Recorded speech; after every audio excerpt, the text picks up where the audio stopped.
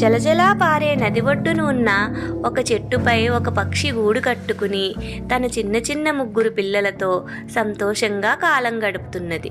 ఒకనాడు ఆ పక్షి తన పిల్లల మేత కోసం వెళ్ళి తిరిగి వచ్చే సమయానికి 3 పిల్లల్లో ఒక పిల్ల గూటి నుంచి తల బయట పెట్టి బయటి ప్రపంచాన్ని చూస్తున్నది.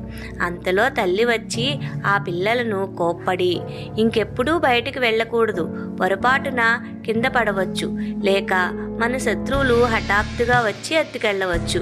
మీరు పెద్ద అయిన తర్వాత నాలాగే బయటకు వెళ్ళవచ్చు అని ముద్దుగా మందలించింది. మరునాటి ఉదయం ఆ పక్షి మేతకు వెళ్ళింది. అమ్మ మాట లెక్క చేయకుండా ఆ పక్షి పిల్ల మరలా గూటి అంచు వరకు వచ్చి బయట వింతలను ఆదమర్చి చూస్తున్నది. ఆ సమయంలో పెద్ద గాలి వీయటంతో పట్టు తప్పి కాలు జారి నదిలో పడి కొట్టుకుపోయి ప్రాణాలు వదిలింది. నీతి: పెద్దల మాట విననిచో ఆపదలు తప్పవు.